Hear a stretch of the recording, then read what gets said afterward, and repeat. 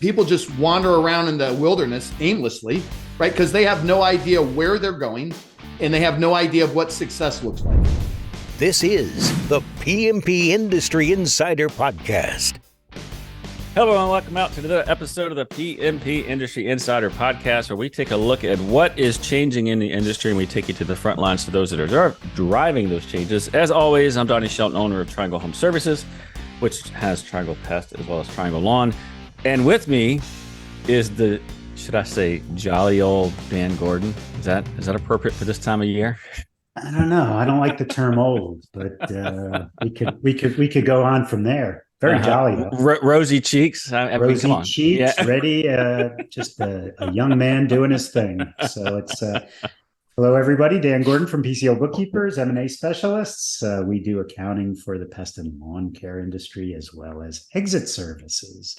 And you may have heard the news that we've expanded our PMP Industry Insider offerings to peer groups with industry veteran David Billingsly. More to come. If you're interested, go back and listen to episode 136 or visit pmpindustryinsider.com/peer groups. And please consider supporting our sponsors. This episode is sponsored by Coalmarch by WorkWave. If you're interested in marketing services, go to coalmarch.com. And for those interested in purchasing pest control specific insurance, it's PestSure. Visit them at pestsure.com. And today we're going to be talking about, by the way, did I get everything, Donnie? You were close. You were absolutely close. I do think. Well, you didn't really miss it. We don't have it here on the outline, but it's we probably should mention it. Dan and I both are going to be at the Beyond Service User Conference in Orlando, Florida, January 7th. This is our last episode that we're recording before Christmas, which is why you heard the puns about Dan being Santa Claus before we got started here. But I do think we should mention that it's going to be a good time. I'm taking a whole army of folks. I'm taking a lot of folks from my team. We're taking our army too, and I'll be doing 3 sessions, one on peer groups, one on budgeting and forecasting, and one on how to ready yourself for merger acquisition. So I'm looking forward to those. And so that's going to be a great conference. Really looking forward to that. So today we're going to be talking about Donnie's favorite topic, developing your leadership bench. And our guest today, I had to pull up last time. He was on episode 136 because he gave us a hard time because it took us 136 episodes to get him on. And now this is episode 157. So we're doing better. Okay. We are doing better. And when he wrote his intro the last time, it paralleled War and Peace. And this time it's much more summarized. So well, hang on. I think are we still reading that intro? I mean, I don't know about you, but I'm still. No, we don't have the time. And by the way, this was poor instructions on podcast owners' stake from my standpoint. But go ahead, Dan. I see. Well, you talk to the office. That's right. Anyway, David Billingsley, who facilitates our peer group, is also founder of his own coaching and consulting firm, the Billingsley Group. David started his career in pest control sales and service at Washington, D.C. based American Pest in 2006, worked his way up through in the organization until they were purchased in 2016 by Anticimex, and he held roles as platform president and then eventually became the Western region president for Anticimex. And then he left in 2021 to start this unbelievable venture. And this, unbelievable. That is a true word there. Yeah, the leadership. By the way, in all seriousness, we've sent several of our folks at our company, PCO Bookkeepers, to his leadership programs, and the feedback was outstanding. So anyway, welcome, David. Well, thank you. Thanks for having me back. I mean, now it's like 21 episodes, so this is good. I'm feeling the love from you and Donnie for sure. Yeah. And it's hard to feel the love from Don, because he's. Oh my gosh! He's very busy. I mean, yes, I am actually just honored to be in his presence today, and the esteemed Dan Santa Gordon's presence as well, but mostly Donnie today. Actually, I believe the last time we did this podcast, now that it's coming back to me, I had poison ivy and you guys. You did, and we were wondering how you got it on how you got it on your face. Yes. Yes. It came. And today we're able to come to you this afternoon. We had to, Donnie was jet setting. He flew his airplane to Connecticut and flew back. And now we're, he's the real deal, man. Oh gosh, let's get on leadership. Let's start making some news fun. So let's go. So go ahead. We got a bunch of questions we're going to fire away. You want to go, Donnie? Yeah. Well, actually, I would just want to start with a few things. First, I will absolutely add my accolades to David. We, Dan and I sat in on a couple of peer groups with David, and I was just impressed when we were there because oftentimes I'd be thinking something and usually David would beat me to saying it, which was great, right? And when you do that, that means someone's thinking, not that we always thought the same or that my thoughts are correct or even logical, but I will say that I was impressed with David, and I think he has a lot of good insight, especially for companies who are trying to grow and companies who are having challenges in leadership. I think obviously, I think you started with Matt, and you guys are smaller, and you've kind of been able to see both the startup phase, kind of the mid-level, and then obviously on the Anna CMX platform. So someone who's kind of seen it all, which I think is very, very useful for our listeners. And so let's get started. First of all, leadership. Oh gosh, this is such a broad topic. And can I stop this for 1 second? Do you realize that you said that you were impressed with him because he thinks the way you think? I did not. Donnie is a right-thinking American. I could not be more. He could not say more accurate statements. All right. And I knew this topic was great because Donnie and I listen to your podcast, and you guys get off on some of these tangents sometimes, which are great. And I'm nodding because Donnie's saying things around, especially around some of the leadership stuff, and I'm like, this is going to be a great topic. By the way, when we started talking about me coming back on 21 episodes later, right, which is awesome, I looked back through, and you guys actually didn't have any topics specifically on leadership. You guys talk about it a lot, so I was stoked about being able to come in and talk about this topic. And Donnie and I should have plenty to talk about here, Dan. So yes. So, and I am the student. Oh yeah, here we go. So let me start with this. So first things first, I will say this, and I want to jump into this because I do feel like this is an area that a lot of people miss, myself included, especially when I first started, which is, as an industry, most companies are fantastic at training technicians. I mean, they're amazing, right? Because, well, one, a lot of times it's state mandated, right? And you can't legally get them out on a route until they go through some sort of training. Second thing is a lot of owners, they started doing, they started as a technician, or they started as, having to do all the work themselves. And so it's something that they really, really understand. Same thing with the office, but the one thing that I commonly see, and I am guilty of this, so I don't want anyone to think, if you're listening to this, that I'm sitting on some white horse and looking down at everyone else who's made this mistake, because I am certainly guilty of it, which is you'll bring in leaders and you just kind of assume that they know what you know, and you kind of assume that they're on the similar path that you are. You kind of assume that they're going to do the reading. They're just going to kind of figure it out as they go.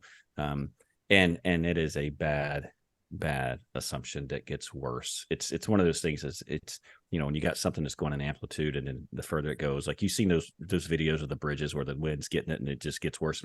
That is absolutely what happens if you don't do that. So with that, David, what are your thoughts on that? I mean, do you see that as well? I mean, folks jumping in. Yeah, I mean, yes, so many times, right? So growing up at American from 2006 through 21. We were Copasan members, so I've had a lot of access to some of the top businesses through Copasan partners. We're Associated Pest members as well, so 60, 70 of the top rated businesses in the US, getting the network with them. And then you go on this M&A journey with Anti-CMX, looking at hundreds of different businesses. And that's one of the reasons why I've gotten passionate about this. We developed our own program at American.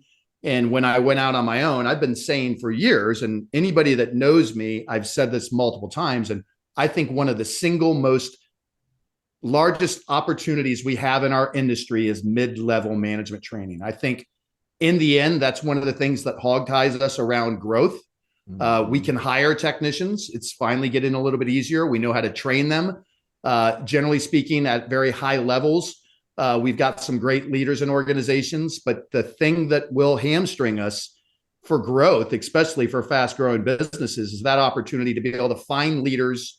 And then the next level of leaders even becomes more difficult. So I don't know if any of your listeners if this would resonate with the listener base, but I've always found, and by the way, this is going to be David's sarcasm, that your best technician always makes your best service manager. I don't know if anybody's ever made that mistake. Right. I know that we have. The Peter principle. It's a lot of times what we see also that growth is sometimes you can't grow as quickly because a lot of times people think that a good leader is a good service manager. He can solve the customer issues, and everybody can kill bugs, and this guy can kill bugs better. But it's got nothing to do with that. Well, hang on, before we get too far down this road, I do want to back up a bit because number one, this whole term leadership is so broad and it means so many different things to different people. I want to kind of define that just a little bit, and I'm not trying to make anyone think that we think that's, when I hear that term, like oftentimes when you hear leadership, people think different things. Me personally, when I think about leadership, I'm thinking of someone who knows how to, I don't want to say drive a team, but lead a team, meaning that they work with people. And sometimes when you look at technicians or even like mid-level managers, everyone wants to move up, but they completely forget what that means is that your people skills have to get better. One of the things I try to preach is that if you're going to be a leader, forget everything you know, and you got to get into behavior, like psychology. Like that is absolutely where you need to be. It's all a psychology. So first things first is defining that. The second thing, and this is really a question for you, David, is one of the reasons, by the way, I agree with you wholeheartedly about this mid-level management gap, right? And this inability to really develop and train mid-level managers. And I think one of the reasons that's so difficult for most companies, mine included, by the way, which is it's not as straightforward, right? How do you train them, right? I mean, you think about a technician or even an office person, you're going to have training through your CRM. You're going to have training provided by the state. There's tons of books. You do X, Y, and Z, you're good to go. But mid-level managers, it's like, well, do I pick a book? And we're going to read the book together. Like, is that my training? There's no straight that I'm aware of. And maybe you are. And if you are, then please start sharing it and have it go here. But what are some options if someone really wants to say, look, yes, I do have a challenge here with my mid-level managers. I do want to train them. I want them to become better leaders. What do they do? Where do they enroll them? Is there a course? Is there what have you seen that works extremely well? Well, that's one of the reasons why I decided to launch my own program, because there isn't much out there. Mm-hmm. I do believe it's the old adage, leaders are readers, right? These days it's what you consume. So you can either read books, you can listen to books, you can consume information. Shameless plug here for you guys, around your podcast, having the opportunity to listen to your podcast and learn more. But I'm in total agreement. I think people misunderstand performance. All right. They're a high performer, so they should be a good people leader, and people skills is the utmost. So listen, at a very young age, I'll throw out this, I don't know, it's a 5-letter word. Some people don't like the word, but at a really young age, I was an Amway from like 19 to 23. Okay. I was the soap guy, right? I was highly motivated by money. Take it till you make it. Hey, I will tell you that you can have your own view of Amway, but the books that I read and the tapes that I listened to, and Donnie, the people skills that I developed, all right, those things set those foundations for me. But back to your question, what can people do? I don't necessarily know if college courses are going to check that box. All right. I think you probably keep it as simple as you can.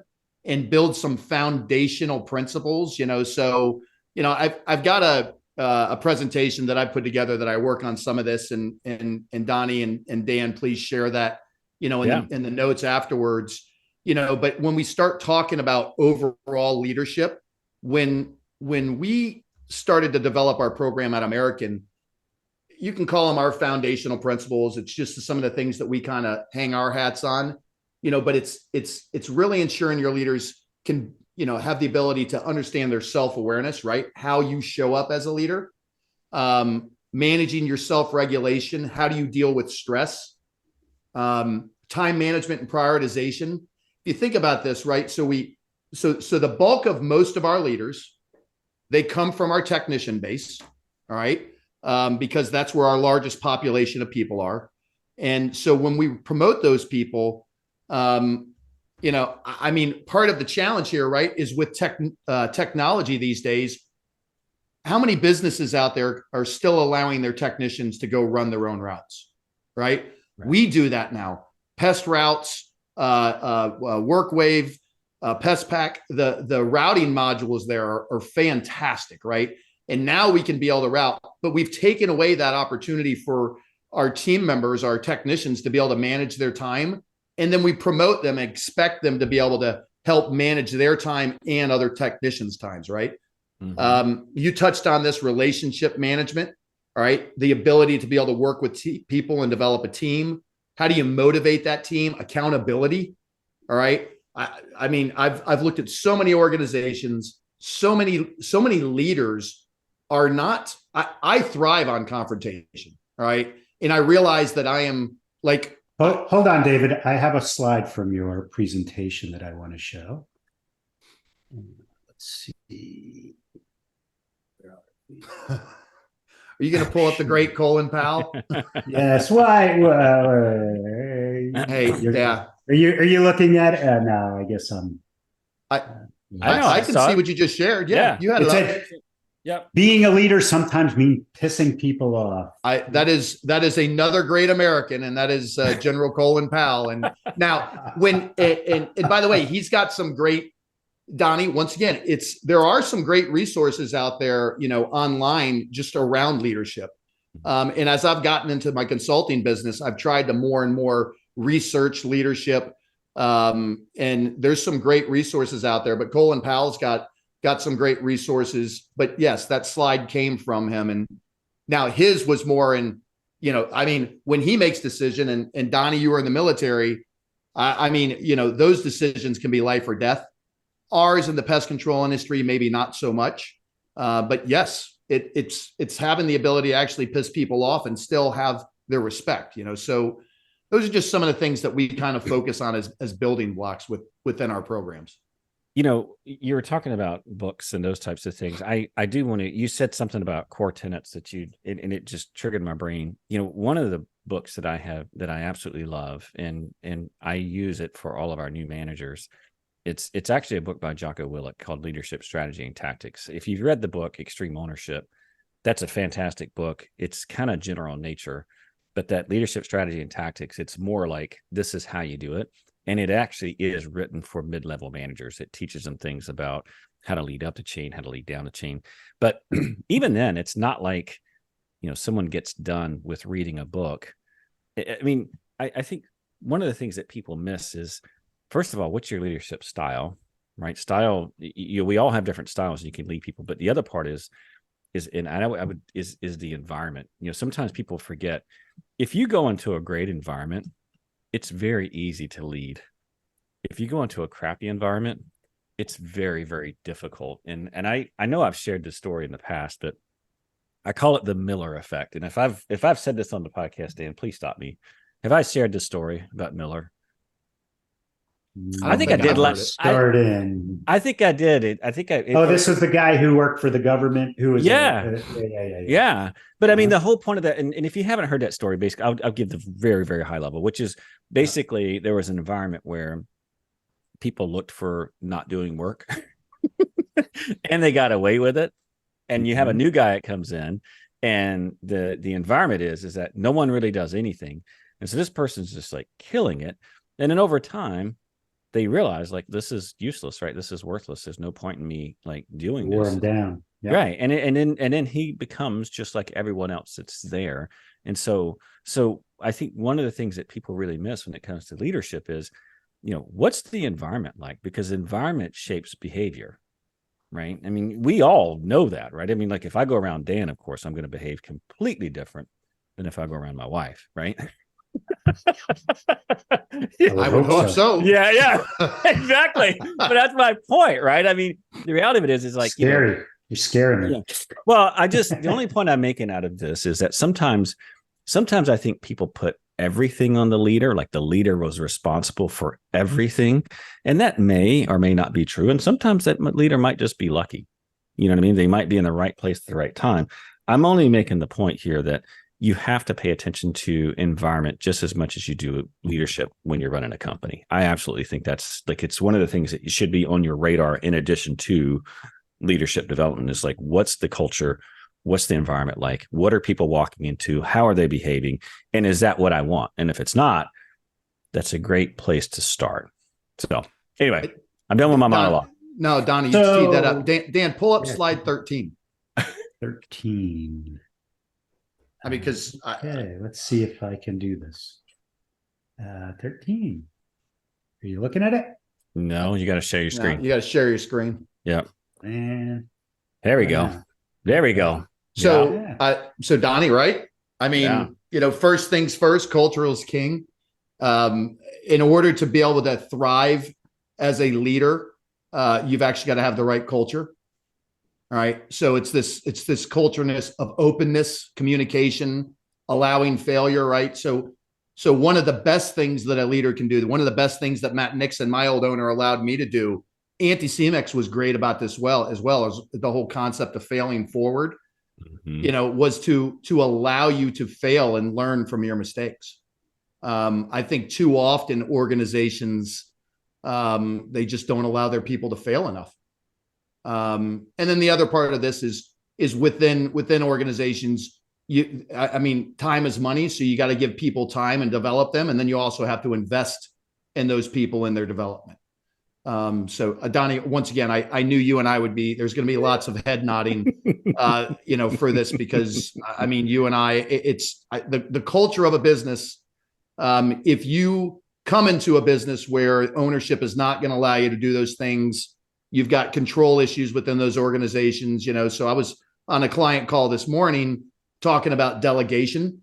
And, I believe that that's one of the best ways to develop leaders is to allow the leaders above them to delegate those tasks down, and I talked about this. I played a lot of sports, so it's all about repetition, right? The more reps you can do, the better you get at things.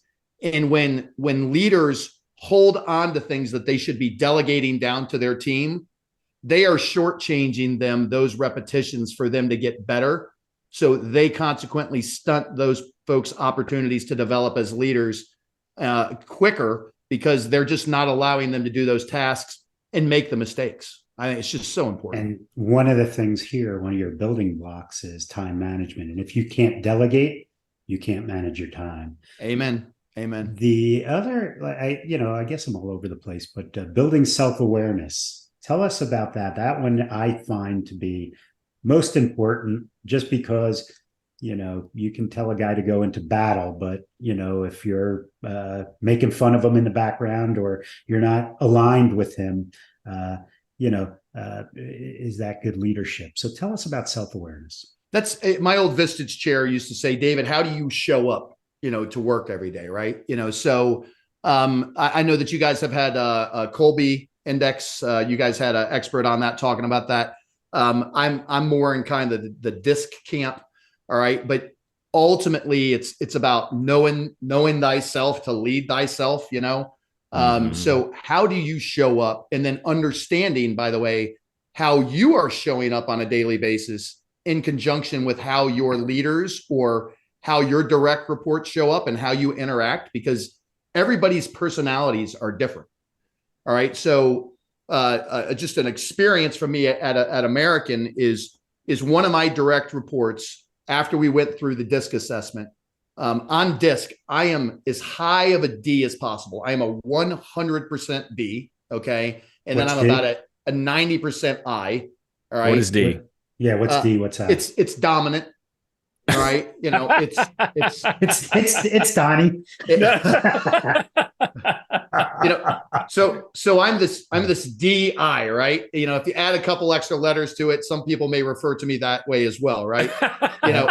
So, but on the spectrum, I was as high on the circle as you could possibly get, right? All right. We're trying to be PG here, right? I know that's tough for me, but on the bottom of the circle, right, the farthest away was one of my direct reports. All right. And he was a super good guy, a great leader. Right. He just led differently than I did. However, when him and I would interact, he wanted to explain everything to me. And after 5 words, I'm just thinking, all right, dude, like, come on, get to the point. All right. And him and I, we really did butt heads. Once we took our assessment, once again, whether it's Colby or Myers-Briggs or DISC, I don't care, whatever it is, but it allowed me to actually really look and say, oh my God, this is why we are not getting along, because we both have to stretch so far to the middle for us to be able to understand each other.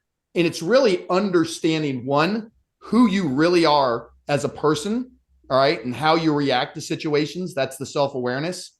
And then how he was reacting to situations, so we could at least understand where the stresses were coming from. And it really improved our relationship. But it's about showing up and just knowing your surroundings. Here's a perfect example of poor self-awareness, right?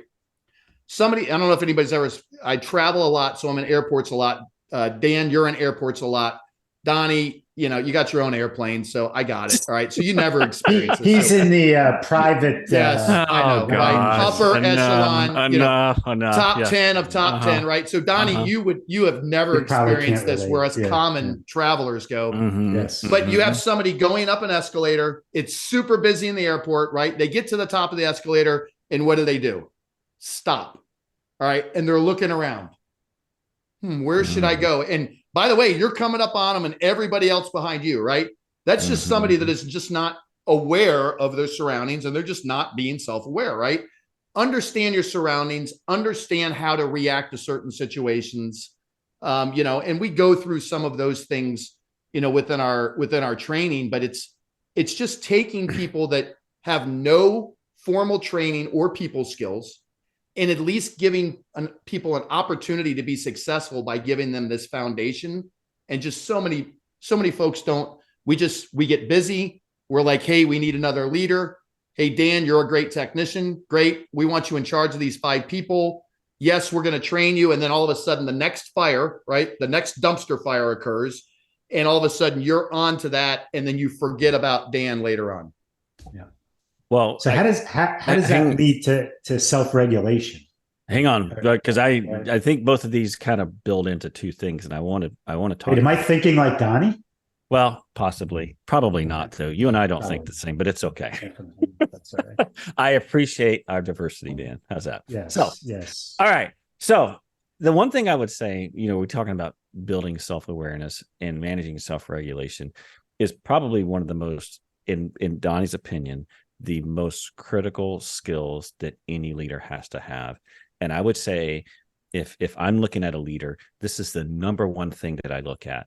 And this is that person's ability to detach. And what I mean by that is like someone who can step back, because when you're a leader, right, you have to be able to see way down the road. And oftentimes you have to be able to see a lot further than other people. And what that means is that if someone is in it, right, they're getting emotional, they're upset or whatever, or they're disengaged, like you have to be able to, I think it's probably one of the most powerful tools that a leader can have. You have to be able to back up and read someone's emotions and their reactions. And you also have to be able to read your own, because, I mean, let's face it, show of hands, how many of you have ever made a really good decision when you were really, really emotional? No hands going up. How many times have you made a really good decision when you were not emotional and you were able to back off of that? And so I just think that, we talk about self-awareness, really, at least the way I translate it, and of course we all look through our own little lens here, But I think it's this ability to take a step back from a situation and look at it. And if someone is super emotional, that person is usually not a good leader. They're just not. And if someone is completely at the same time, I mean, there is a bit of a dichotomy here, right? If someone is completely so detached that they're almost aloof, that's not a good leader either. And so you just need to have this ability to take a step back from what's going on, look around and make sure you fully understand what's going on. And to me, that's the number one thing. I will never. So I agree with you in management, but let's take a look at somebody, a football player like Ray Lewis. Is Ray Lewis, or when he was playing, was he a good leader? Do you remember the shouting, the jumping up and down, the emotion? Bad leader? Well, I think that gets into motivation. Right. So good leaders know how to motivate their people in the surroundings that they're in, so by the way, football players, shocker, I was that loud linebacker, Ray Lewis guy that was, just pumped at the beginning of the games and just, I think Ray Lewis could be viewed as a good leader. Great leader. He knew how to motivate. Absolutely. Well. Yeah. But very emotional, right? Through emotions. So. Yeah, but that's controlled emotions. Yes. And he knew exactly what he was doing. He was not. Yeah. It was calculated in a good way. Well, look, having emotions or using emotions doesn't mean that you're not detached, right? You can use emotion in a detached way. I think emotion using Explain that. Well, there might be a time that you really rip into someone, but you do it intentionally. You do it because you're doing it to do not because you're completely unregulated, right? Think about your kids, for example. Like I've got kids and some kids, I can look at them a different way and they're like, oh no. Then I've got other kids that I have to really I don't want to say get loud, get direct. Right. And that's what they take. And so long as I'm in a place of I'm intentional about what I'm doing, then that's perfectly fine because I'm still detached as a leader. When I'm completely in a moment, completely off the rails, nothing just, then that's not good leadership. That's being emotional. That's versus using emotion, right? There's using emotion, there's being emotional. So interesting. Anyway. Okay. Donnie, I think you said some key words there though, about being intentional. All right. And once again, understanding the environment, understand who you're dealing with, right? So you've got, I don't know, you got 20 kids, right? 20. I have 4. Okay. All right. He's got 4 kids. All right. So for me, that's 20. I have one. So that's 20 kids. Yeah. And all 4 of them are probably a little bit different. Some have very so you've got to deal with them. So you need to be aware enough how to deal with them and to motivate them, to hold them accountable. So when we go back to a professional environment, behind me here, and anybody that knows me, I've got kind of these 5 books, that are just kind of my core books that, I really believe in. One of them is Radical Candor by Kim Scott. And Kim talks about just being candid with people, so you can be firm, but it just depends on who you're dealing with. So you can be professionally firm with some folks, a specific way. Others respond to one of my favorite things to do would be, hey, I'm actually really not mad about this. I'm just disappointed, and for some people, oh my God, if I ever disappointed Matt or let him down, please be mad at me, scream at me, throw me out of your office, whatever it is, please. But for God's sake, don't tell me you're disappointed in me, right? That was the worst thing possible. But that regulation, so self-regulation, part of this, by the way, all of these foundational principles that they're all skills, right? And skills can be learned. That's the most important part here that we try to point out with our leadership folks is, hey, these are all skills, which basically mean they can be learned. All right. Some are going to be harder than others for certain people, but self-regulation for me, Dan, listen, I'm a pretty fiery guy. So Matt used to always tell me this, never too high, never too low. And Matt, anybody that knows Matt Nixon, Matt's just kind of really even keeled guy. And I was not that, I was really, really high, really, really, low. I'm a salesperson, peaks and valleys. So that's something that I certainly needed to understand and learn. The other part of this is I grew up in a household, and part of this is the whole nature nurture thing, right? But you also have to understand where people come from. And it doesn't mean you can't overcome these things, but, God bless my mom, but my mom, she liked to scream, and my brother and I, we deserved it. Okay. And she also must have been in the Navy because she liked to cuss a lot too. Yeah. Okay. So consequently, as a very young leader, when I was in retail, I got my first store at 21. I was a store manager. Listen, I made a lot of people cry, and my leadership style was not good because I screamed and cussed a lot. And I had to learn as I began my journey, to move through the American Pest Organization. I'll never forget, Matt had to pull me aside and say, hey, listen, you do a lot of really good things, but this one thing is going to sink you here. And I need you to work on this. Like, I used to have people come by and I'm already loud. Anybody that knows me, I'm a loud person as it is. But if I start getting passionate, quote unquote, passionate, AKA pissed, all right, my octaves go up a little bit or a lot of it. And I mean, people would like go close my door. I would have one of my colleagues come in, I'd be on the phone being passionate with a service manager, and they would come in and close my door because it resonated through the entire 15,000 square foot of the building.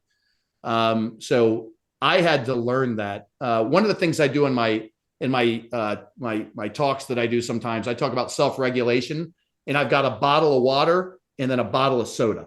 All right. And I walk around and I say, poor self-regulation. And I'm shaking this bottle of soda. Right. And I walk by somebody, and if I open this up, what does it do? And it explodes all over, and there's collateral damage all over the place, but if you take a bottle of water and shake a flat bottle of water, as Donnie's drinking a bottle of fizzy water. But if you shake a flat bottle of water and you open it, nothing happens. That for me is a really great example of self-regulation, right?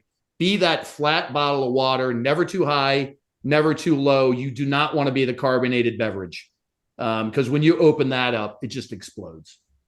I think this really keys into one of these other blocks that you got here, which is relationship management. And I think as a leader, people have to trust you. And that and all relationships are built on trust. And you said something earlier, and I am a huge fan of the Radical Candor book. If you've not read it, you should read it. But there is this fallacy that if I'm nice to people and I tell them what I think I want them to hear, that they're going to like me and they're going to trust me. And nothing could be further from the truth. The reality of it is that people appreciate when you're honest with them and they trust you more. And likewise, when you are not emotional and you are able to detach, and you can be someone that can be dependent upon to make good decisions, that also increases that trust, which ultimately builds into this relationship management. And that takes time. You have to go through kind of like what you talked about, right? Where you go through some difficult things together. And if people know that, well, Donnie or David or Dan, they're going to be pretty even kill. They're going to be rational. They're not going to get sucked into all the dynamics of it. I can trust them as a leader. And I think this self-regulation thing is because the reality of it is that if you're crazy, and I mean it, if you're freaking crazy, we're all crazy. If you start a business today, you're crazy. Back when I ran a previous company, every now and then I'd have people come in and they'd complain about such and such owner. I'm like, we're all crazy. Like, get over it, right? Like, we're all crazy, and it's okay. But you adding crazy to crazy is not going to make the situation better. Right. And so my point here is that I think ultimately we all want to, there's several ways you can lead. You can lead through coercion, you can lead through yelling, and all of those things may have a good short-term, a good short-term benefit, but none of them work over the long term. And truly, the thing I have learned, the only thing that works over the long term is a solid relationship where you can influence as a leader, not a relationship where you're using authority, you're using coercion. And this is not me being fluffy. And I know Dan's going to accuse me of that because he doesn't like it when I get all fluffy. But the reality is that it's the only, I mean, when you look at what works long-term, that's what works long-term, at least in my experience. So anyway, I'm off my soapbox now. Keep rolling. All right. Well, let's talk about that. So we've got building self-awareness and managing self-regulation, time management. That's always a good one, by delegating. You've got, well, motivation, accountability. Does that kind of dovetail into performance management? Is that like scorecarding and benchmarking, or tell us about accountability and performance management? Yeah, I mean, Dan, I think it all actually dovetails together. The whole accountability piece, that's so important. So in order to create accountability, right, you've got to actually have measurable KPIs within the organization. You actually have to have process in your organization. You have to have good HR practice in your organization, right? All of these things for a professional organization, that if you're going to have a professional organization, right? So you've got this accountability piece. By the way, the accountability piece dovetails into the relationship management, right? If you've got high accountability in an organization and people understand what's expected of them and what success looks like, which, by the way, I think is one of the biggest misses of businesses, is people just wander around in the wilderness aimlessly, right? Because they have no idea where they're going and they have no idea of what success looks like. So in order until they don't make it. And then it's like, well, I caught you doing something wrong. Correct. I mean? Right. Yep. And by the way, that's where the regulation comes into play. And people are just like, I have no idea. Right. So this goes to, Dan, can you jump over to slide 17 real quick? Right, are you guys seeing Corteva write things underneath this thing or no? Yes. Yeah. No, we're seeing. Yeah. Yeah. I think you guys are seeing.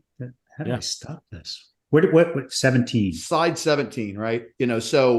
So I'm a big team guy, and this hung in my office for 10 plus years, right? So if you don't set proper accountability for your people, right? Or if you allow people to mess up and then you bring them into your office and you fire them, right? I view that as somebody being an a-hole, right? And so I'm a big team guy, played sports. I believe that whole team concept really can transform a business. So and once again, so listeners, you got to be on YouTube to see this, but the bottom line is there's the word team, and below it says, there is an I in team. It's in the a-hole, right? So this is about doing things together. It's about accountability, because all of that stuff dovetails into building proper teams, all right? Relationship development. So we can build those teams and do things together. All right. That's when we're going to really win. And then ultimately, Dan, yes, those things will slide back into performance management around, okay, so now we've got accountability within the organization. Now we can have those candid conversations with people so they understand what success looks like, right? And we can develop that team concept within our organization and work on those relationships.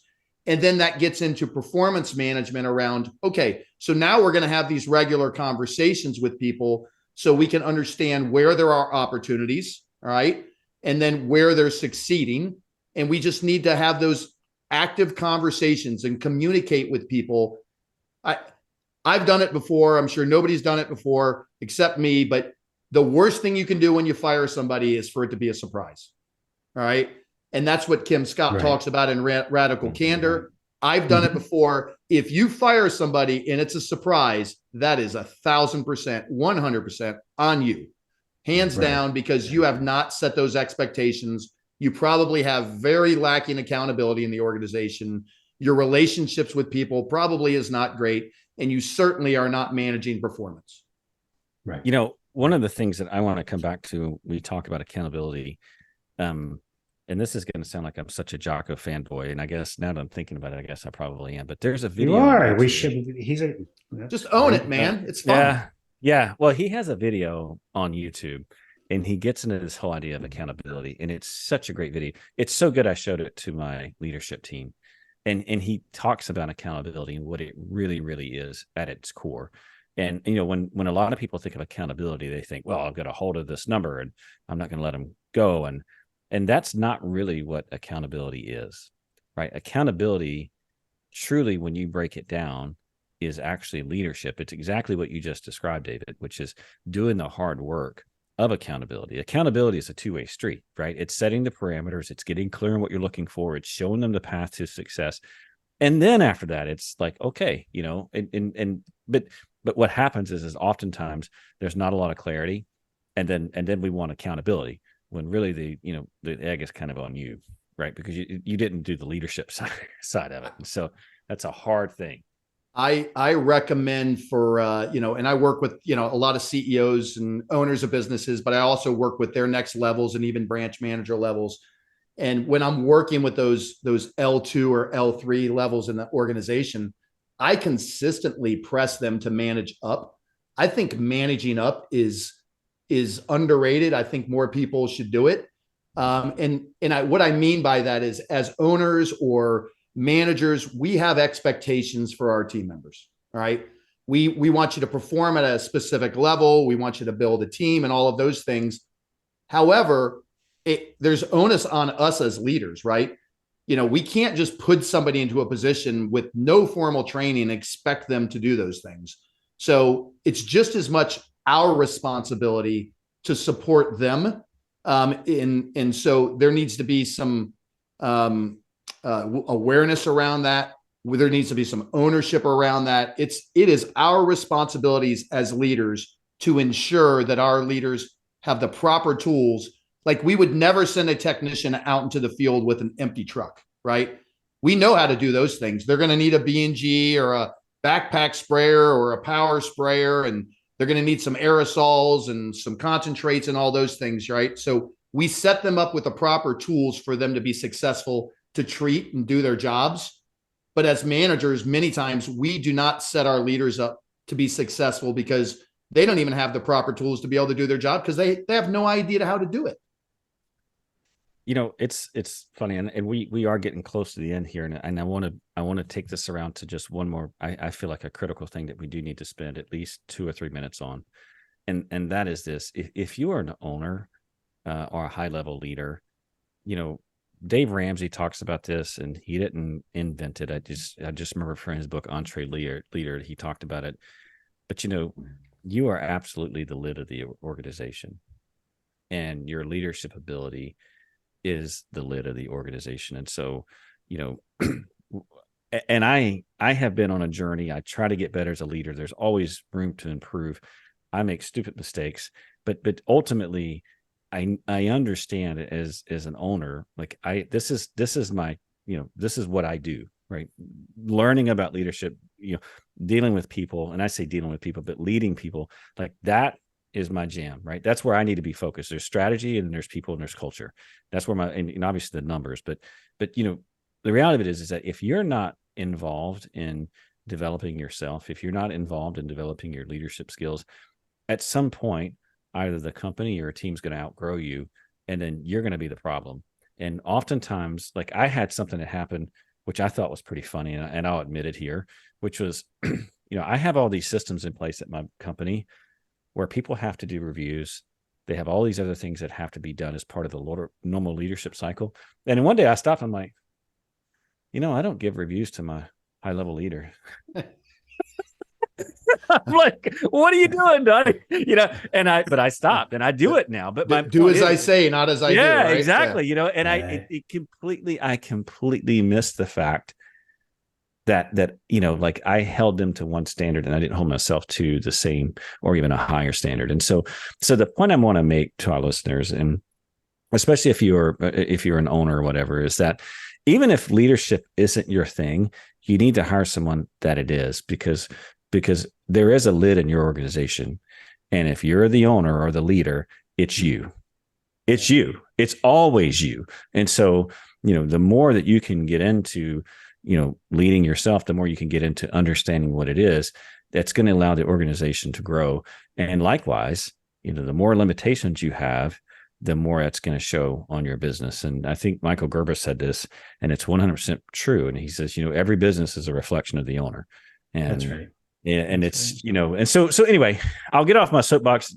Yeah. Dan, maybe add just a couple comments, David, you, and then we'll close it out. We're getting here. Just real quickly, performance management or reporting back systems, scorecards. Any thoughts on those? Yeah, I listen, I'm a big fan of scorecards. I'm a big fan of KPIs. What I would say is that, I think a lot of people, we get KPI fatigue. I recommend a KPI audit every single year. Because if not, you'll look back 5 years later and you've got 30 KPIs, right? Right. So if you are going to have a scorecard, use the KISS method, keep it simple, right? Start somewhere. I think people think it's too hard. The one thing around performance management, though, is if you do have data and you are trying to make educated decisions with numbers, which in my humble yet accurate opinion, I think that you should just make sure the numbers are right. Humble yet accurate. Humble yet accurate. Yes. Make sure the numbers are right, and by the way, this is an absolute plug for PCO bookkeepers. You've got to, if you're going to make decisions around numbers, making sure that you've got an accurate P&L, shocker. Mm-hmm. And you can start making some business decisions out of that and forming some KPIs out of those things. But once again, start somewhere, make sure the numbers are accurate, and start with 1 or 2 KPIs that you can start helping people so you can hold them accountable so they understand what success looks like, so they understand what behaviors you're looking for from them for it to be successful. And that can start at the technician level and then bubble up through the organization. Agreed. Well said. Well, all righty.